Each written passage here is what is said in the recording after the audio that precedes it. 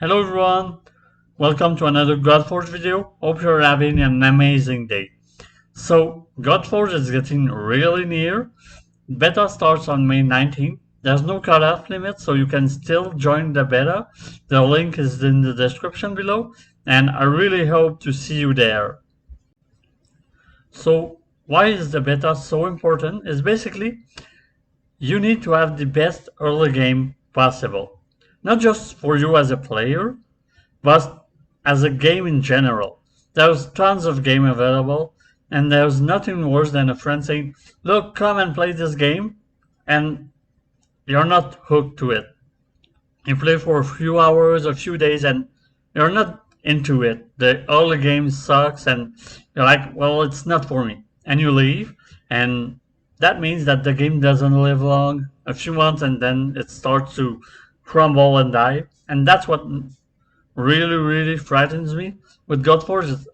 There's an amazing community, but if the game cannot deliver and progress and get more and more people, then it's gonna slowly die, and that's not what I want. I want the game to be a huge success, and that means that new players coming in need to have the greatest experience possible so that they enjoy the game and they keep playing it.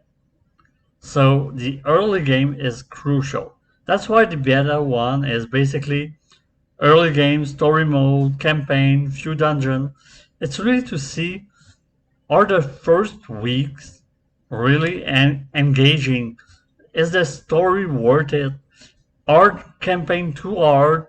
Not hard enough? So really to see, well, are players hooked and they want more, or after a few days and a few weeks they're done and they leave? So really the importance of getting into the beta, giving comments and feedback is really to make sure that the first few weeks really reflect an awesome game and that players are hooked up, and that means that more and more players will play and Godforge will really strive. Of course, they also want to test the whole balance of the game. So, are some heroes that are really bad, or are disruptors finally doing something? So, of course, they want to test that, but it's really about, is the game fun from the get go?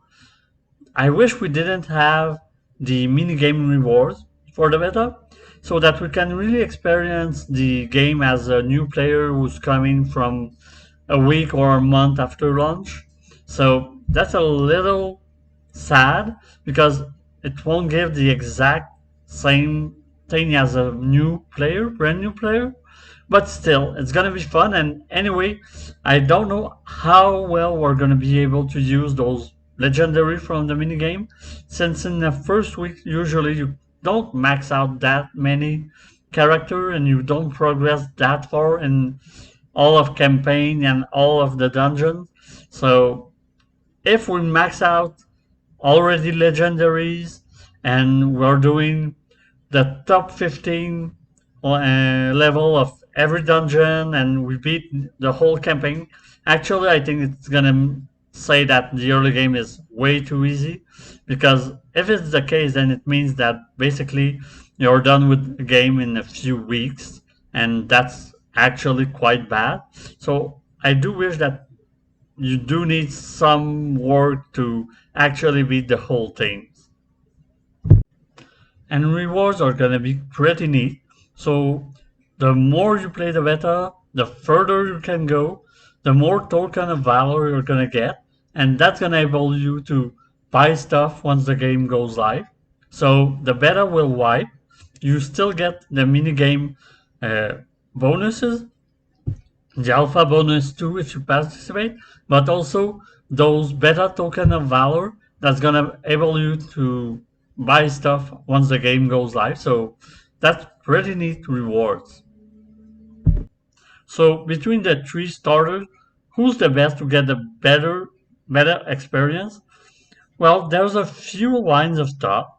The first one is that Guan Yu can help you for the Ascension dungeon and the Gear dungeon, so you can ascend quicker and gear champions quick with better gears quicker.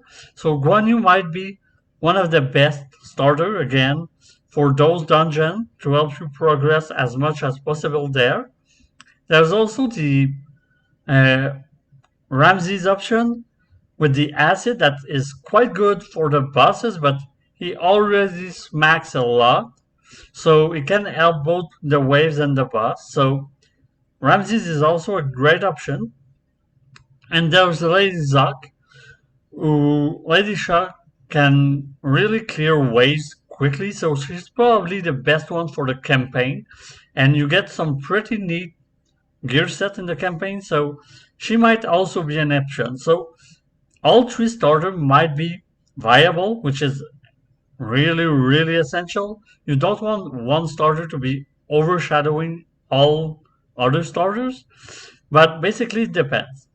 If you want to progress as fast as possible in the gear dungeon, probably that Guan Yu is your best bet because he's gonna help do some max HP damage to the boss quicker, so you can scale it faster and get in the those dungeons probably higher quicker and get better gear for your champions.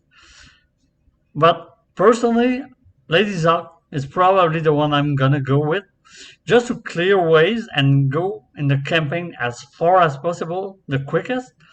But during the podcast, Brad was suggesting that they were all great, and there was something to say that perhaps Ramses was actually the best one. So, unfortunately, it's still anyone's guess, but for me personally, it's gonna be Lady Zoc. So I really hope to see you in the beta and hear your comments and feedback, and hopefully we can together make the best possible experience for early game players and get an awesome game.